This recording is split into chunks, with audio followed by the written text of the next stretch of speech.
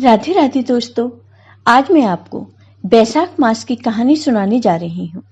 अगर आपको ये कहानी पसंद आए तो कमेंट बॉक्स में भगवान विष्णु की जय अवश्य लिखिए। साथ ही अगर आप मेरे चैनल पर नए हैं तो मेरे चैनल को सब्सक्राइब कीजिए और बेल आइकॉन पर क्लिक जरूर कीजिए, जिससे हमारे वीडियो के नोटिफिकेशन आपको मिलते रहें। अब सुनिए ये कहानी। बहुत समय पहले की बात है। किसी गाँव में एक कुम्हार कुम्हारिन रहते थे। उनके पास एक गधा भी था।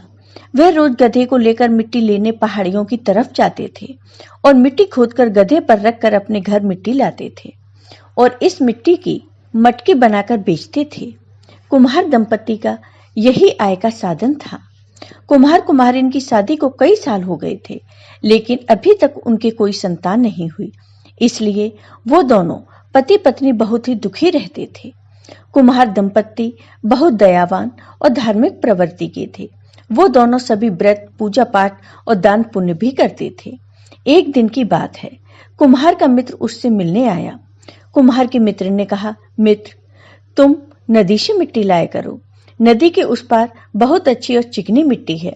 तुम उस मिट्टी को लेकर आओ और उससे घड़े बनाओ। उस मिट्टी से तुम्हारे घड़े बहुत ही मजबूत और सुंदर बनेंगे। इससे घड़ों की कीमत भी अच्छी मिलेगी। मित्र की बात सुनकर कुम्हार दंपति ने नदी के उस पार से मिट्टी लाने का फैसला किया। बैसाख का महीना शुरू हो गया था और वो दोनों पति पत्नी सुबह जल्दी उठकर अपने गधे को लेकर मिट्टी लेने जाते। वो नदी में स्नान करते और नदी के उस पार से मिट्टी खोदते। शाम होने से पहले वो दोनों मिट्टी को गधे पर लादकर फिर से नदी में स्नान करते हुए घर वापस आ जाते।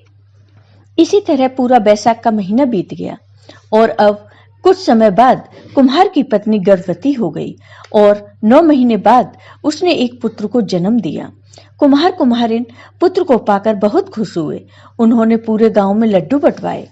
अब उनके रिश्तेदार उन्हें बधाई देने आने लगे और उन्होंने कुम्हार दंपति से पूछा कि ये चमत्कार किस कारण हुआ है। तब गांव के सरपंच ने कहा कि हमें पंडित जी को बुलाना चाहिए और उससे पूछना चाहिए कि यह चमत्कार किस कारण से हुआ है। फिर पंडित जी को बुलाया गया और पंडित जी से इस चमत्कार का कारण पूछा गया। पंडित जी बहुत ही ज्ञानी और विद्वान थे। उन्होंने अपना ध्यान लगाया और सब जान लिया। फिर पंडित जी ने कहा, इन पति पत्नी ने अनजाने में बैसाख मास में स्नान किया है, जिसका फल इन्हें मिला है। तब सरपंच जी ने कहा कि पंडित जी, जब अनजाने में हुआ बैसाख स्नान का इतना अच्छा फल मिला, तो अगर विधि पूर्वक बैसाख स्नान किया जाए तो कितना फल मिलेगा। तब पंडित जी ने कहा कि आपने सही कहा। कोई भी विधि पूर्वक बैसाख स्नान करता है, बैसाख मास में बड़ पीपल, आंकड़े के पेड़ और केले के पेड़ को सींचता है, सुबह शाम दीपक जलाता है, उसे उसका अच्छा फल मिलता है। मनुष्य के कई जन्मों के पाप धुल जाते हैं, दरिद्रता का नाश होता है, निसंतानों को संतान की प्राप्ति होती है। अभी पंडित जी बैसाख मास की महिमा महात्म्य बता ही रहे थे कि तभी कुम्हार के गधे की मृत्यु हो गई और उसने दिव्य देह धारण कर ली। उसे लेने के लिए दिव्य विमान आया। वह गधा दिव्य देह धारण कर देवदूतों के साथ उस विमान में बैठकर चला गया। फिर कुम्हार दंपति ने सबको बताया कि इस गधे ने भी हमारे साथ बैसाख स्नान किया था, उसे भी उसका फल मिला है। गांव वालों ने अपनी आंखों से दो चमत्कार देखे। फिर गांव वालों ने उन पंडित जी से बैसाख स्नान की पूरी विधि पूछी। फिर महात्मा जी ने गांव वालों को पूरी विधि बताई तथा बैसाख मास का महात्म्य सुनाया और साथ ही बैसाख मास की कथा कहानियां भी सुनाई तथा बताया कि बैसाख मास में क्या दान करना चाहिए, बड़ पीपल को कैसे सींचना चाहिए, यह भी बताया।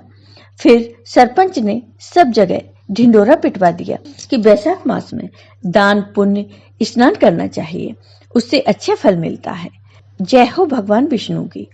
आपको ये वीडियो पसंद आया हो तो कमेंट बॉक्स में कमेंट करके जरूर बताइए। साथ ही मेरी वीडियो को ज्यादा से ज्यादा शेयर करिए। धन्यवाद दोस्तों।